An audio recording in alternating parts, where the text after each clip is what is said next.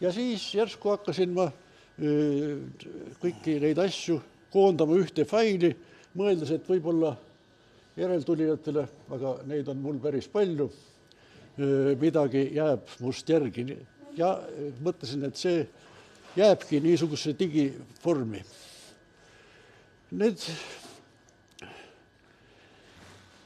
Kui ma selle asjaga 23. aastal alustasin, siis muidugi üks suur võib-olla tõuge mulle sellega jätkamiseks oli see, et ma hakkasin tihti käima kantseleis ja küsima ühte teist, mis mul meeles ei olnud, sain sealt lahket abi ja tundus, et vähemalt Svetale seal see, mis ma kirja panin, pakkus ka teatavat huvi.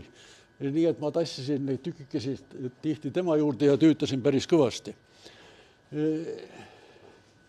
Läks hulka aega ja 24. aastal, kui mul see fail oli kasvanud juba 600 leheküljeliseks, sain ma juhuslikult kokku oma tädipojaga, kes on professionaalne küljendaja, kujundaja. Ja kui ta kuulis, et ma niisuguseid asju olen kirja pannud, siis ma saatsin talle esimese jupi 42. kuni 79. aastani. Talle see meeldis ja ta pakkus lahkelt abi selle asja kujundamisel. No ja siis tekkis mõte, et hea küll, et võib-olla ei teegi seda asja ainult digitaalsel kujul, vaid trükib, ütleme seal 20 eksemplari, siis jätkuks just järeltulijatele täpselt ja paneks ka need ümber. Selles suunas asi liikuski, kuni kui see oli juba enam-vähem valmis ja ma nägin, kuidas teile kujundus oli teinud, tekkis niisugune mõte, et kui võtta kätte ja see, mis kirja sai, üsna julmalt läbi rehitseda, eraelulist osa välja visata, et siis järsku võiks seda ka avaldada. No ja kuskil seal novembri alguses see nii-öelda mitteametlik trükis ilmus. Natuke enne seda oli Meelis kabinetti mulle astunud ja ma olin talle öelnud, millega ma tegelen ja andnud talle vist digiversiooni aastatest kuni 84-ndani, nii et ta sai seda lugeda. Ja pärast siis, kui see omadele mõeldud asi oli ilmunud, sai ta ühe eksemplari sellest ka. Täna ta tõi mulle tagasi, sest see oli mõeldud ainult talle, mitte suuremale seltskonnale. Ja siis läks jutuks, et võiks tõesti avaldada. No ja kui siis asi jõudis nii kaugele, et Valipress oli saatnud hinnapakkumise, läks selle asjaga tegelemine kõik üle Sandrale. Tema teab, mis, kuidas. Ja mulle ütles, et ma pean lühidalt rääkima. Ma siis ka pikemalt ei räägi. Siin ta nüüd on.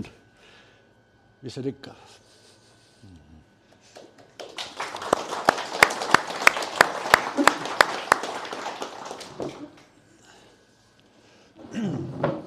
No tere ka minu poolt siis tõesti mulle anti austab ülesanne mingil moel juhtida või modereerida seda asja. No nüüd on juba pikalt räägitud. Nüüd ma kõigepealt annan endale sõna mõneks ajaks. Siis ma annan Matile küsimusi ja võib-olla siis annan ka teistele võimaluse midagi. Nii. Ja ma panin midagi juba kirja enda jaoks, mõned märksõnad. Tähendab, esimene asi on see, et mulle väga meeldib see, mis Mati teinud on. On niisugune ütlus, et midagi umbes sellist, et kes ei tunne minevikku, elab tulevikuta. Ja mulle endale on viimasel ajal väga meeldinud eluloo raamatuid lugeda. Jätame siia kõrvale mõned lapsstaaride kirjutatud raamatud, aga kui inimene juba 50 aastat elanud, siis tal on, mida teistele öelda. Ja Ja tihtipeale mulle tundub, et päris elu on põnevam kui igasugune fantaasiavili. No, need raamatud võivad olla erineva stiiliga. Loomulikult stiil vastab autorile ja see on kirjutatud Mati stiilis, mis on omane, küllaltki matemaatikule omane stiil, lakooniline ja täpne. Ja ma tahan siin öelda, et see ei ole, ühelt poolt on see muidugi väärtuslik panus meie Eesti matemaatika ajaloole, täiendus nendele mälestustele, mida meie lahkunud õpetajad on kirjutanud, et Klinits, Lepik, Lumist tulevad kõigepealt meelde. Aga minu arvates mitte ainult. Mulle endale meeldivad just siin asjad või need palad, mis on raamatu alguse poolel, kus on räägitud, kus Mati räägib oma lapsepõlvest, kooliajast ja üldse, mida ta ka muud on teinud peale matemaatiku. Viimasel ajal on kuulda olnud selliseid ütlemisi, et nõukogude aja lapse ei saanud olla õnnelikku lapsepõlve ja seal koolis nõukogude ajal ka õieti midagi ei õpetatud, mida tasuks õppida. Ja töö oli tihti väga mõttetu, see, mis tehti. Mul on sellest Mati loost tuleb päris hästi välja, et päris nii see ei olnud.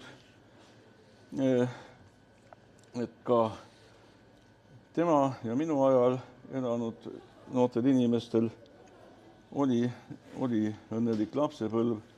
Sel ajal ka inimesed töötasid, õppisid, lõbutsesid, tegid sporti ja lõid pered ja kasvatasid lapsi. Ja kui neid poleks olnud, siis paljusid siin olijaid ka ei oleks olnud. Nii, aga nüüd siis lähme mõned sinuga seoses olevad asjad. Ja ma alustaksin sellest, et täna on nagu Eesti ajaloo üks kurb päev. 77 aastat möödub märtsi küüditamisest ja Mati on inimene, kes mäletab seda päeva. Sa oled kirjutanud üht-teist, aga võib-olla sa lisad midagi, kuidas see puudutas sinu peret või lähedasi veel? Sellega oli niimoodi, et meil oli põhjust karta, et meid viiakse ära ja oli vaikselt ka põhjust loota, et ehk ei viida. Ja kui see päev kätte jõudis, siis igaks juhuks isa läks kuhugi metsa ja meie, tähendab mina ja ema, läksime vanavanemate juurde. Ma mäletan selgesti, oli väga paks lumekate, aga oli niisugune sula, et kui astusid, siis all oli jäljes vesi. Ja nägime. See, kuhu me läksime, oli seal üsna ligidal Tammiku allee ääres. Nägime neid autosid, kes küüditud ära viisid. Kuidagi, praegu võib inimestele tunduda imelik, et kuidas siis nüüd teati, millal enam-vähem täpselt see asi toimuma hakkab. Teati küll, ikka see asi liikus. Need loomavagunid tuli ju minu puhul siis Jõhvi jaama tuua ja mis mul selgesti meeles olid, kui me läksime, siis vedurid muudkui pikalt vilistasid Jõhvi jaamas. Aga igatahes meist läks see asi mööda, ega ma siin ei oska muud midagi ütelda. Aitäh. Jah, ma lisan siia kõrvale, et Mati oli siis 6 või 7 aastane, mina ei olnud siis veel aastanegi. Ma asusin paarisaja meetri kaugusel sellest kohast Narva mäel ja ka meie peres kaardeti, et see kuidagi puudutab neid, aga need olid tulnud, need küüditajad sealt Lepist üles, aga läinud kõrvalkorterisse ja sealt kellegi ära viinud. Aga mina olen siis alla aasta. Siis järgmiselt üks väike küsimus ikka sellest samast aastast natuke hilisem. Tajas sa kirjutad sellest kooli minekust ja et emal oli seal asju ajada, et kas see Jõhvi kooli valik oli kuidagi mitte päris oli nagu mingisugune teine variant või? Ei, seal ei olnud mingit head teist valikut. See oli kõige ligem 2 kilomeetrit umbes. Ja ma asun, jah, ma tean. Ja ema ajas niisugusi tarvilikke toimetusi, mida ikka on vaja teha, mingisugused tõendid olid tarvis, avaldus oli vaja kirjutada ja nii edasi. Midagi erilist selle sisseastumise juures ei olnud. Kooliga juhtus hiljem nali. Oli see, et mina astusin Jõhvi esimesse keskkooli. 7 aastat hiljem ma lõpetasin Jõhvi mittetäieliku või 7-klassilise kooli, ütleme niimoodi. Kuna vahepeal kaotati meil keskkooli osa ära. Ja vaat siis ma kavatsesin küll minna kooli vahetada ja minna Ahtme kooli, võtsin dokumendid välja, aga siis mõtlesin ümber ja jäin ikkagi sinna omasse kooli, kus hakati uuesti üles kasvatama keskkooli. Ja niimoodi ma olin haruldases seisus mingis mõttes koolis, ma olin 5 aastat kõige vanema klassi poiss. Ja kus on Mati Aabel? No tema oli ainult 1 aasta kõige viimase klassi poiss. Aitäh. Ma mõtlesin, et võib-olla, et sa oled niisugune nutikas poiss ja sellepärast ema katsus sind linnakooli panna, et seal oli mingisugune külakool seal lähedal ka, aga okei. Nüüd üks selline väga pisiküsimus, ütleme, mis ei ole eriti olulinegi, natukene on siiski. Et seal kuskil kooli lõpus teil oli ekskursioon Saaremaale, ma mõnetan. Et kas siis oli vaja ka miilitsa neid lubasid juba või kuidas see siis oli? Sest meie ajal oli siis juba... Kuna see oli nii-öelda kooli lõpetamise puhul klassi ekskursioon, siis kui oligi vaja, siis mina ei tea. Jah, selge, jah. Nii et ei, küllap oli vaja, aga see oli kuidagi siis õpetajate poolt tehtud. See on... No nii, jõuame ülikooli ja... Mulle väga meeldib see, kuidas Kangro teid alustas seda stuudiumit, et kas te siis ka aru saite sellest, mida ta mõtles selle all, et matemaatika on niisugune? Nojah, kus me ei tea, millest me räägime ja seda, kas see, mis me räägime, on tõsi. Nojah, ega siis alguses oli natuke pahviks lööv küll, nagu ma seal kirjutan. Aga ei olnud iga. Kuskil paari kuu pärast hakkas asi arusaadavaks muutuma, mis selle ütluse taga ka on. Aga kuidas see oli? Tulite ülikooli sealt ja äkki tuli, kas teid õpetati ka tõestama või? Loomulikult. Loomulikult. Kõigepealt õpetati tõestama ja siis hakati tõestama või? Ei. Tähendab, mis mõttes? Ei, praegu on siin üks aine kursus, kus õpetatakse... Oi jumal, ära parem räägi. Ma ei taha täna oma tuju rikkuda. Ja hakata ütlema, mis ma arvan mõnest asjast. Nii ta on, jah. Ma ei tea ja ma olen siia ise kirjutanud umbes nii, et ma ei saa mööda minna Hiionist. Selles mõttes, et ma ei tea õieti, mida küsida või mida tahta. Aga see Hiion on selline persoon, kes on meie mõlema elus tähtsat rolli mänginud ja väga keeruline persoon. Nojah, nii et rollid on erinevad. Minu jaoks on see väga positiivne kõik olnud. No võt, jah. Ja sina arvad, et ei olnud? No ei, minu jaoks ei olnud nii positiivne. Jah, Hiion oli mees, kes pidas algebra seminari ja koguni niiviisi, et kui õppetöö algusest oli natuke aega mööda, ka esimesel kursusel kutsus sinna juba seminari alguses kuulama, siis ettekandet tegema, siis pakkus teatud teemasid ja oskas niimoodi pakkuda, et tekkiski tunne, et teedki matemaatikat. Ja 3. kursse töö, mis sai tehtud, viis mind mitmesse kohta esinema. Novosibirski näiteks üleliidulise algebra konverentsile. Ja veel naljakam oli see, et Hiion pidas ise seal ettekande. Ja tema kaasautoritena jah. nimetas Gabovitšit ja mind. Aga mitte selle töö osas, mida sina tegid. Ei, see oli eraldi, aga ühesõnaga tema töö juures ta märkis ära, et me oleme aidanud natuke Aga panustada. see artikkel jäigi ilmumata või saigi artikli... Ei, see artikkel ei, jah. Ja, see oli ikkagi lõpuks kursse töö, mida mul ei ole säilinud. Nii, ma ei ole midagi. Mulle väga imponeerib see, mis sa oled peale selle teaduse teinud, see populariseerimine, see matemaatika, mitte kool ja televisioon ja sa oled ikka palju jõudnud. See oli, ma saan aru, et Moskvast tuli see mõte, see matemaatika-kool teha. No tuli küll, jah. Tuli küll ja kindlasti selle siin ütles esimesena välja Gabovitš. Aga minul oli erinevalt temast kogemus tööst selles üleliidulises matemaatikakoolis. Algus ma olin tööde parandaja, siis ma olin nõukogude moodi ütelda lülivanem, siis ma olin suure piirkonna kuraator. Ehk teisnadega see oli mul enam-vähem teada. Nii et tõesti ma tõlkisin paar raamatut vene keelest selle kooli jaoks ülesandeid sai hulga. Ja selle ametlikustamise taga ka need jooksmised, mis oli vaja joosta, ikkagi Gabovitš ja mina tegime. No teadusest ei taha pikalt rääkida, aga mõtlesin, et esitan niisuguse küsimuse, et kas sul, milline sinu tulemustest on sulle nagu kõige rohkem, kõigest rõõmu teinud või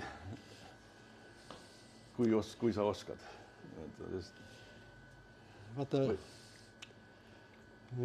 mis ma ütlen? Tegelikult mulle on rõõmu teinud kõik need 3 artiklit, mis sai vormistatud kandidaadi töö tegemise ajal. Ja sa tead ju, üks avas lamedus inimeste uurimise, seda on juba nii-öelda 100 inimesed uurinud edasi. Teine lameduse ja tugeva lameduse vahekorra, praegu uurimised käivad. Ja 3. oli see, mis liini jätkas John Fountain ideaalide projektiivsusest. Ilusa nime pani PP. Ehk ma eesti keeles ütlen peaideaalid projektiivsed, aga inglise keeles oli principal projective, nii et kõlbas 2 keelde. No need on need, kus sa avasid nagu mingi suuna, aga kas sul on meeles mõni hetk, äkki tuli midagi välja? Nüüd sa kisud mind selle aja piiridest välja. Ei, hea küll, aga see oli 95. aastal, kui ma ainult kuuks ajaks läksin John Howe juurde Šotimaale. Ja ega ma ei lootnud seal selle ajaga eriti midagi teha, aga tulemus oli 2 artiklit ja üks oli täiuslike monoidide kirjelduse täpsustamine. Ammu arvati, et see on nii täpselt tehtud, et seal midagi teha ei saa. Ja õnnestus veel asja nagu paremaks teha.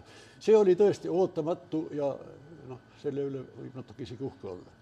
No ma veel lõpuks filosoofilise küsimuse esitan ka, et räägitakse, et ajalugu ja laiemalt ja kitsamalt iga inimese elu kulgeb läbi juhuslikkust, et kuidas sa paratamatuse ja juhuslikkuse vahekorda oma elus?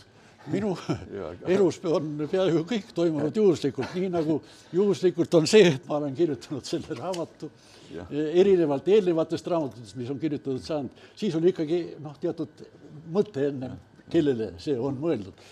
Nii, jah, muidugi.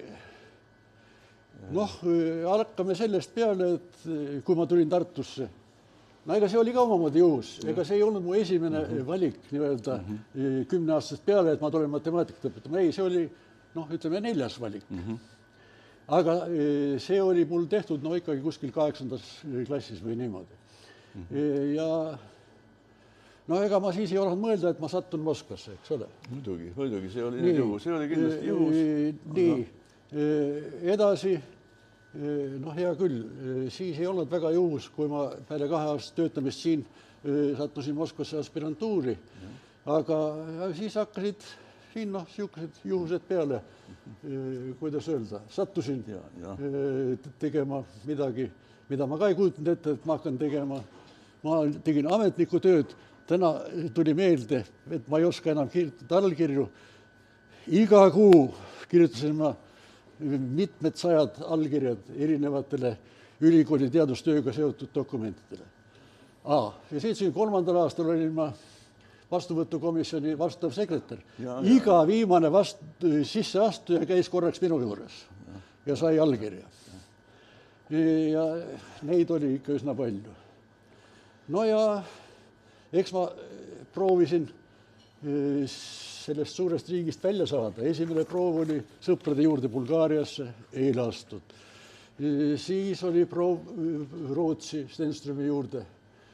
Ei lastud, pärast selgus, et isegi dokumente ei saadetud ülikoolist edasi. Siis, kui Ameerikasse läksin, öeldi mulle läbi Moskva, et Ameerika pool ei võta mind või ei pidanud mind sobivaks. No julgustati mind proovida järgmisel aastal uuesti, proovisin, seekord lasti minna ja Ameerikas esimene asi, kui ma sealsete vastuvõtjate juurde läksin, uksest sisse öeldi, Mr. Kilp, te olete siis see mees, keda Ameerika Ühendriigid peavad 2 korda kutsuma. No ja on igasugused. Ja ka pärast, tulin tagasi, siis 8,5-aastane dekaaniamet, mis pauguga lõppes. Ja siis tuleb juba 90 ja nii edasi. Aitäh. Kommentaariks lisan seda, et see, kui doktor Koop kutsus Mati sinna peahoonesse, siis vabanes üks koht algatageomeetria kateedris ja siis selle sain mina, kui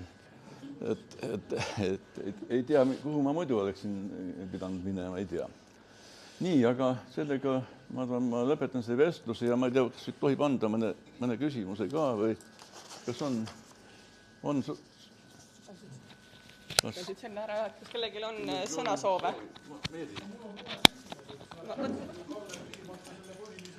Asja, mis sinu kohta oli siin, eks ole, või ma mõtlesin, ma küsin siis ise. Et siin oli selline dialoog oli, et Mati küsis tudengitelt loengu lõpus, et kas teil tuleb pärast siin samas klassis või? Ja siis tudengid öelnud, et jah, ja küsis, kes teile annab? Kaarli. Ja siis Mati on, siis kustutan ära, muidu saab liiga targaks. Et tahtsin küsida, et kas mõnikord juhtus ka, et ei kustutanud, et kas tuli sealt midagi kavalat? No näed, kehvasti õpitud. Kas on veel küsimusi?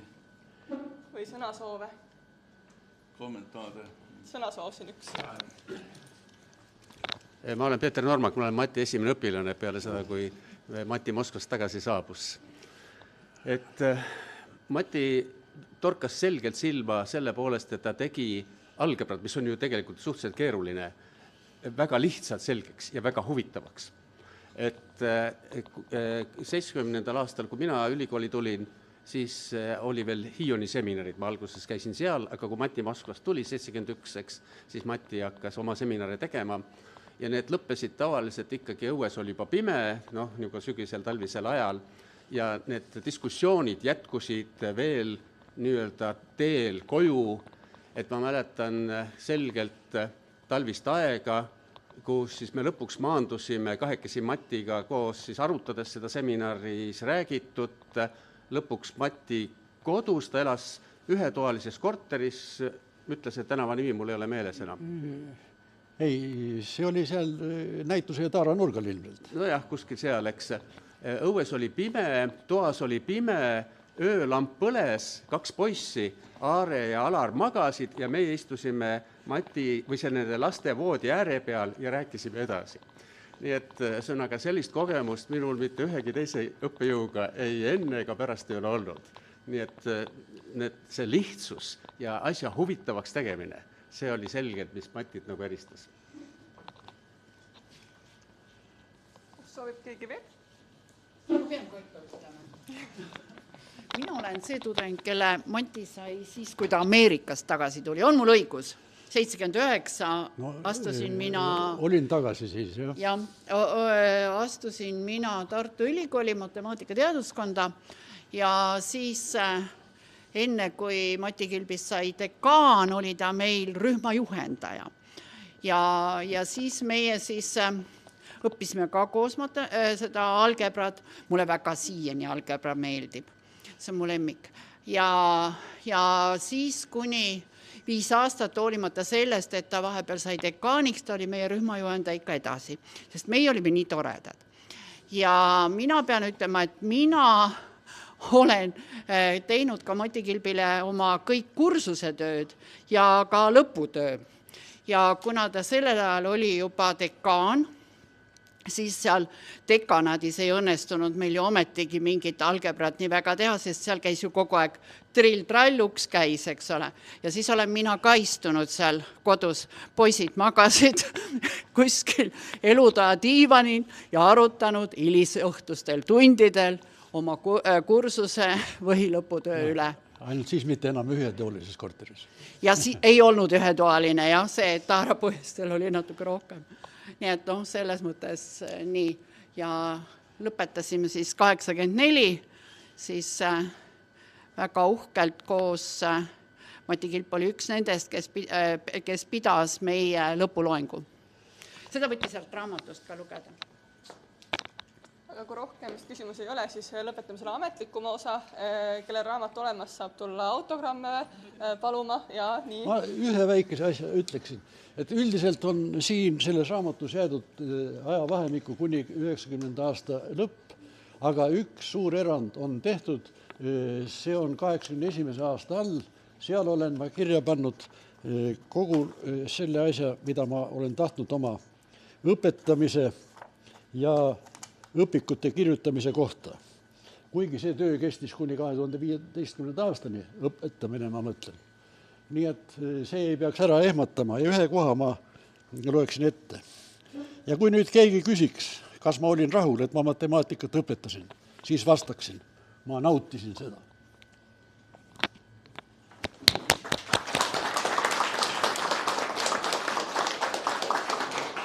Aitäh, Mati. Võib-olla siis viimase küsimusena, et millal järgmine raamat tuleb? Kui see on esimene osa? Mis ma oskan öelda? Kõigepealt hiljuti jäi mulle silma Hofstadteri reegel. Hofstadter on üks mees, kes kirjutas raamatu Escher Gödelbach, mille 85. aastal, kui ma olin Põhja-Saksamaal, saatis mulle Lõuna-Saksamaalt Toomas Hendrik Ilves ja meile ma pärast kinkisin siia raamatukogule. Ja see Hofstadteri reegel on niisugune, et kõik asjad, mis toimuvad aeglasemalt, isegi siis, kui sa tead Hofstadteri reeglid. Ehk selle teise osaga on niiviisi, et mul on ta teksti praktiliselt valmis. Nii-öelda kujundamise kätte on antud praktiliselt 220 lehekülge. Ja natukene sättimist õige vähe on veel, nii et kõige hiljem mai keskel on minu poolest valmis. Ja nüüd ma ootan. See, mis ma praegu ütlesin, on see pikk variant, nii-öelda omadele variant. Kuni, mis ta siis nüüd on, 2002. aastani on mul reitsetud variant ka tehtud. Nii et ma ei tea, minust ei ole suurt. Aitäh, aga nüüd tõesti lõpetame. Kellel raamat olemas saab tulla autogrammi paluda, kellel veel ei ole, saab sealt poolt. Aitäh, Kalle, aitäh, Mati. Minge nautige.